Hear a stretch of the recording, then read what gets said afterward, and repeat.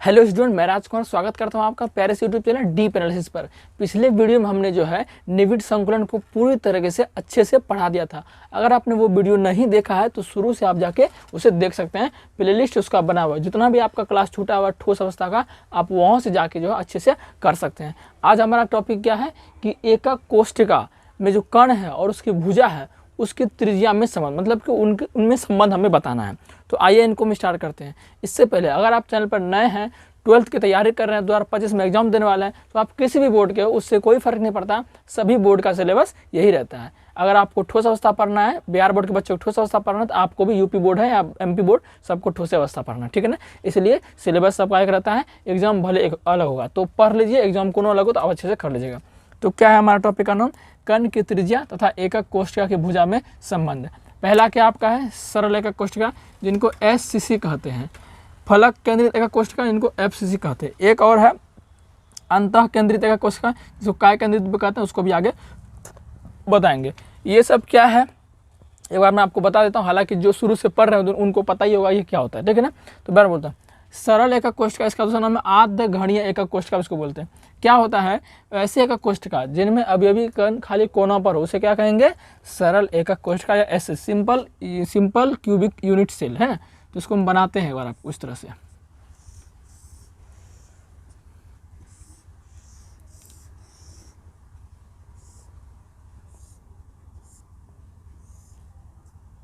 तो देखिए ये जो हम बना दिए हैं ये है आपका सरल एकक कोष्ठिका। अब इसमें जो है अवयवी कण का होता है खाली कोनों पर होता है, तो कोनों पर दे दीजिए, कोनों पर दे दीजिए। तो ये देखिए खाली कहाँ पर है? कोनों पर है। कहाँ है? खाली कोनों पर। 8 गो कोना होता है, हमने पहले आपको बता दिया है। तो खाली अवयवी कण जो है खाली कहाँ पर होगा? कोनों पर होगा। अवयवी कण का मतलब क्या हुआ? अणु, आयन, परमाणु। अब इसमें क्या करना है कि सरल एकक कोष्ठिका जो आपका ये हुआ, इसमें जो कण है ना आपका, इसमें जो कण जो रखे हैं, ये कण भले आपको छोटा दिख रहा है लेकिन अभी ये बड़ा होता है ना, बड़ा भी करके दिखाएंगे। तो गोल होगा, ये गोल है तो एक तरह से वृत्त है, उसकी त्रिज्या होगी। और ये भुजा, इनमें क्या संबंध है? एक काम करते हैं, इसका जो आगे वाला फलक है, ये जो आगे वाला जो फलक है ना, ये वाला आगे वाला फलक, इसको हम क्या करते हैं? निकालते हैं। क्या करते हैं? इसको निकालते हैं। तो इसको मैं निकालता हूँ इधर। तो निकालते हैं तो कुछ इस तरह से होगा आपका, यानी कि चारों कोनों पर गोलो बना देते हैं। अच्छा, ये जो भुजा है, ये अगल का जो फलक हम निकाले हैं, इसका केंद्र अगर 4 भुजा, 1 भुजा, 2 भुजा, 3 भुजा, 4 भुजा, चारों भुजा केंद्र अगर इसका केंद्र यहाँ पर होना चाहिए, एकदम इसका केंद्र बीच में होना चाहिए ना, बीच में एकदम। देखिए यहाँ बीच हो गया, और इसका बीच यहाँ हो गया, और इसका बीच यहाँ पर हो गया, ठीक है ना। थोड़ा सा ऊपर होना चाहिए, यहाँ पर हो गया, ठीक है ना। अब देखिए चारों पर क्या करते हैं हम? केंद्र गोले को बैठाते हैं। क्या करते हैं? गोले को बैठाते हैं, गोले को बैठाते हैं, ठीक है ना। कुछ इस तरह से टेढ़ा हमसे भले बन रहा है, लेकिन आप जो है अच्छे से इसको बनाइएगा, ठीक है ना। ये चारों आपका जो है अब ये भी कण एकक कोष्ठिका पर हो गया, मतलब कुछ नहीं है। यहाँ पर जो आपका था पूरे इसको जब करेंगे तो ये तो केंद्र था, ये कहाँ था? केंद्र था। अब जरा देखिएगा, ये जो पूरा हम अगल का फलक पर जो चारों अवयवी कण दर्शा दिए हैं, अब इसमें क्या करना है हमको? इनकी भुजा यानी एकक कोष्ठिका भुजा और जो कण है उसकी त्रिज्या में संबंध खोजना है। तो जरा देखिए, आप किसी भी ले लीजिए, ये ले लीजिए, ये ले लीजिए, ये ले लीजिए, ये लीजिए, कोई फर्क नहीं पड़ता। चलिए मैं ये ले लेता हूँ। तो इस भुजा को देखिए, ये आपका एक तरह से वर्ग दिख रहा है, एक तरह से ये क्या है? वर्गन है, क्योंकि घन है। तो घन किससे मिलकर बनता है? वर्ग से मिलकर बनता है। आप बचपन में पढ़े होंगे। तो आपका देखिए, तो यहाँ से ये भुजा क्या हो जाएगी? ए हो जाएगी। यहाँ से ये भुजा, ये भी ए, ये भी ए, ये भी है, क्योंकि वर्ग की चारों भुजा बराबर होती है। तो यहाँ से ये भुजा ए जो हो गया, और यहाँ तक ए आने में 2 गो वृत्त का त्रिज्या भी आ रहा है, एक ये वृत्त, एक ये वृत्त। तो देखिए वृत्त का अगर ये केंद्र मानते हैं, त्रिज्या यहाँ से यहाँ तक हो जाएगा, कितना? आर। अगर इस वृत्त का केंद्र ये है तो आधा दूरी त्रिज्या इधर आर हो जाएगा। तो यहाँ से यहाँ वाजिब में कितना है? ए है, लेकिन इन दोनों के रास्ता में कौन आ रहा है? 2 गो आर आ रहा है। तो आर आर 2r, तो 2r जो है ए के बराबर है वाजिब में। तो हम लिखेंगे ए बराबर वाजिब में किसके बराबर है? 2r के बराबर है। तो बोलिए आर बराबर क्या हो जाएगा? आर बराबर आपका ए, 2 को इधर खींचेंगे 2, अब बराबर आर। तो आर बराबर आपका a/2 हो गया। ये किस में होता है? देखिए ए भुजा और आर, तो आर और ए में संबंध क्या है? आर बराबर a/2। यह सरल एकक कोष्ठिका के लिए। उम्मीद है कि आप समझ गए होंगे, ठीक है ना। अब जो है इसका स्क्रीनशॉट ले लीजिए, फिर इसको हम मिटाने वाले हैं। तो अब देख लेते हैं फलक केंद्रित एकक कोष्ठिका में त्रिज्या और उनकी भुजा में क्या संबंध है। तो पहले क्या करेंगे, फलक केंद्रित एकक कोष्ठिका बनाएंगे। तो बना लेते हैं हम फलक केंद्रित एकक कोष्ठिका।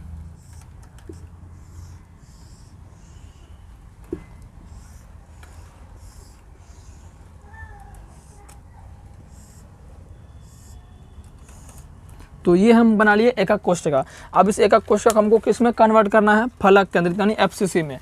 तो हम पढ़ा दिया था आपको पहले ही कि फलक केंद्रित क्या होता है। फलक केंद्रित वो होता है कि अवयवी कण कोनों पर तो होवे करेगा, वो तो कंपलसरी है सभी एकक कोष्ठिका के लिए। प्लस में क्या होगा कि नाम है इसका फलक केंद्रित, तो सभी फलक के केंद्र पर आपको जो है एक एक अवयवी कण होगा। तो टोटल फलक कितना होता है, 6 फलक होता है। ये सब शुरू में हम बता दिए हैं। टोटल फलक क्या होता है, 6 फलक होता है। तो पहले तो कोनों पर अवयवी कण दे देते हैं। तो कोनों पर तो अवयवी कण कंपलसरी है, तो कोनों पर हम दे देते हैं।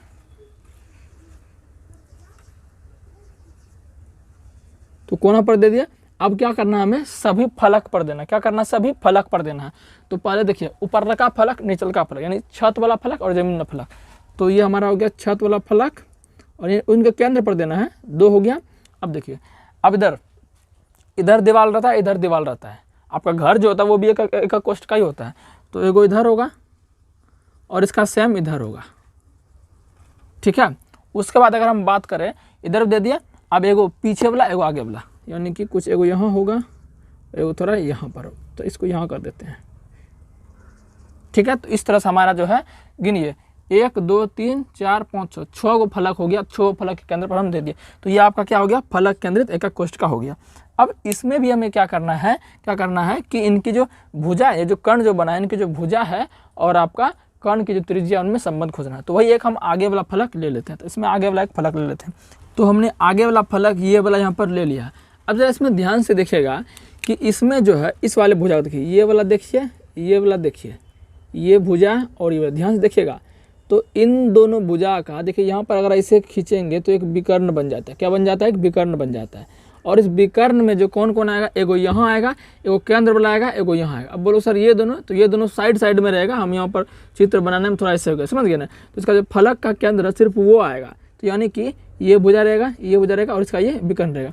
तो ये वाला कितना होता है, ए होता है, ये भुजा ए, और ये भुजा वर्ग का भुजा है तो ए होगा।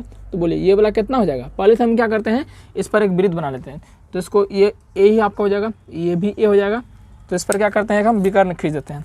विकर्ण क्या होगा, क्योंकि ये एकदम सीधा है, इस पर एक केंद्र आएगा। तो ये कुछ इस तरह से टेढ़ा हो गया, इस तरह से आएगा, ठीक है।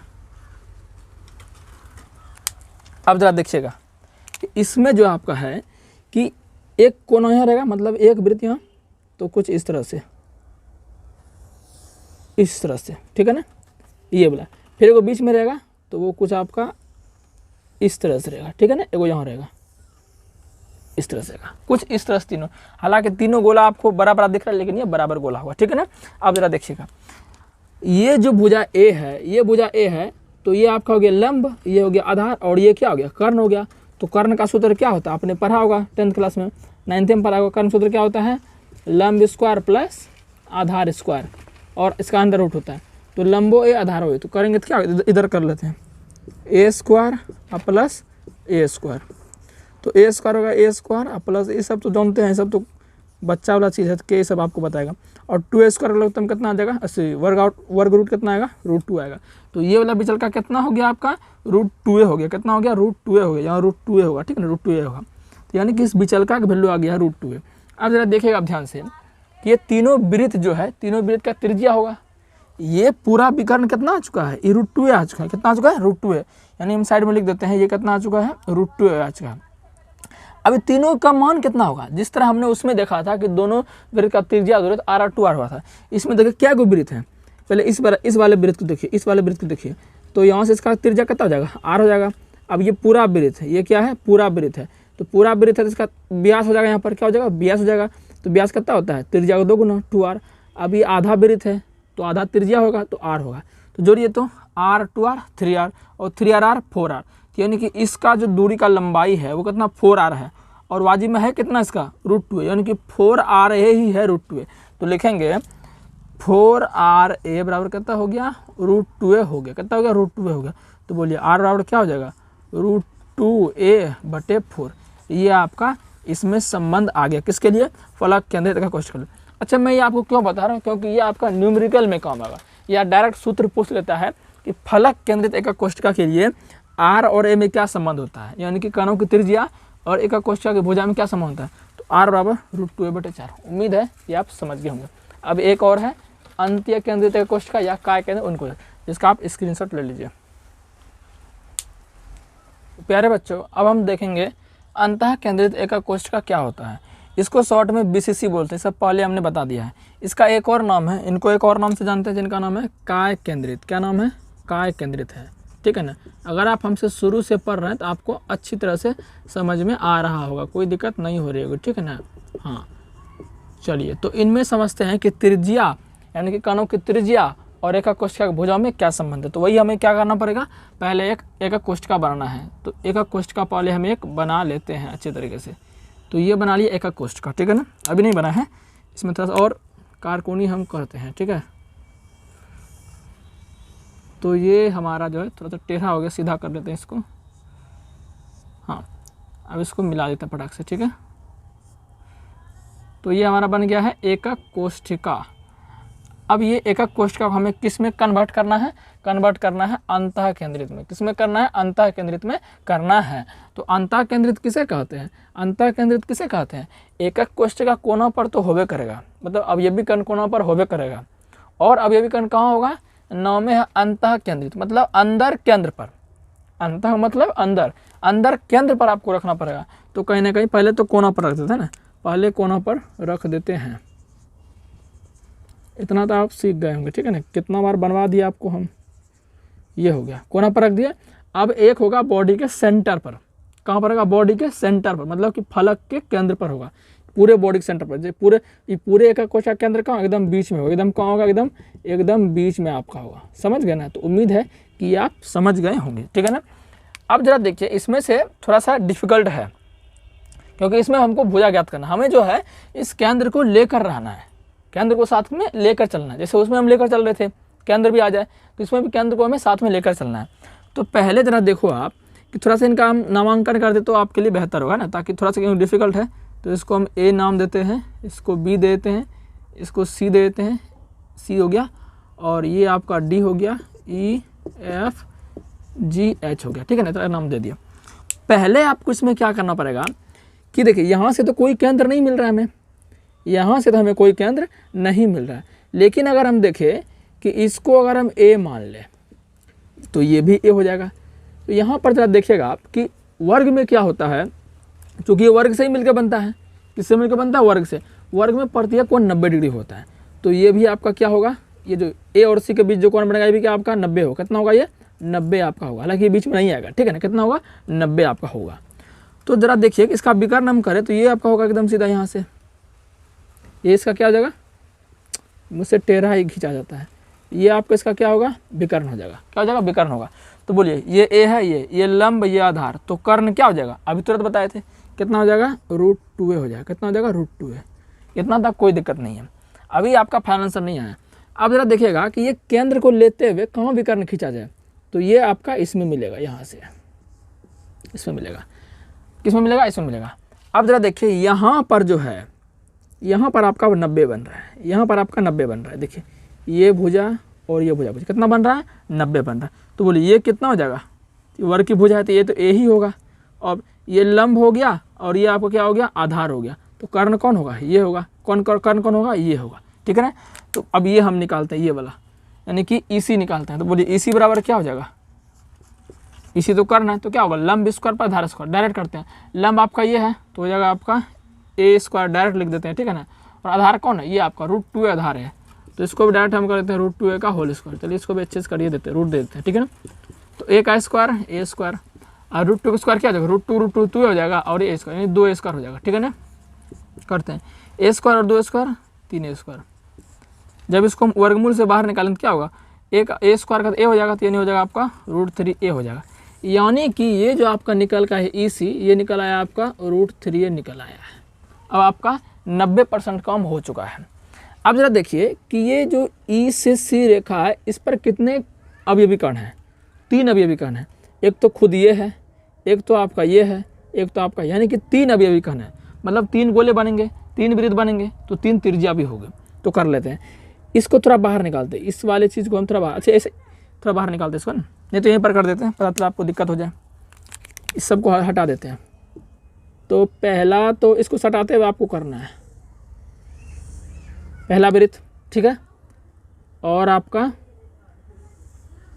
दूसरा वृत्त, और ये आपका तीसरा वृत्त हो गया, ठीक है ना। इस तरह से हमने 3 जो है वृत्त बना दिया है। अब जब 3 वृत्त बना दिया, हालांकि एकदम पेटू जैसा लग रहा है वृत्त है ना, तो आपको समझ लेना है कि हम समझाना क्या चाह रहे हैं। अब जरा देखिए कि इस पूरे का वैल्यू कितना है, √3 है, कितना है, √3 है। तो √3 है, तो अब इसमें देखते हैं कि त्रिज्या को सबको जोड़ देते हैं, 3 वृत्त है, तीनों की, बोलिए ये तो वृत्त आधा ही यहाँ तक है, तो इसका कितना होगा, r होगा, r, फिर प्लस, अब ये वृत्त जो फुल है, इन फुल वृत्त इसका हो गया, तो कितना होगा इसका, ये त्रिज्या डबल हो जाएगा, यानी कि हो जाएगा 2r, यानी व्यास ले रहा है वो, फिर इसका तो आधे ले रहा है, ये कितना हो जाएगा, r हो जाएगा, तो r 2r 3r 3r 4r, यानी कि इस वाले को अगर जोड़े तो कितना आ गया, 4r आ गया। लेकिन पहले निकाले कितना हम, √3 है, यानी 4a है किसके बराबर, √3 बराबर, तो लिखेंगे 4a बराबर कितना बराबर है, ये √3a के बराबर है। तो बोलिए r बराबर क्या हो गया, √3a/4 हो गया। ये आपका संबंध निकल गया, किस में निकल गया, अंतः केंद्रित एकक कोष्ठिका में। उम्मीद है कि ये आपको समझ में आ गया होगा। अपना प्यारा सा कमेंट जरूर कीजिएगा मेरे लिए, सर आप कैसा समझाएं, आपको समझ आता है कि नहीं, चाहे आप किसी भी बोर्ड से, ठीक है ना। तो आगे हम इसको बढ़ाएंगे कल, फिलहाल इतना ही रखते हैं, धन्यवाद।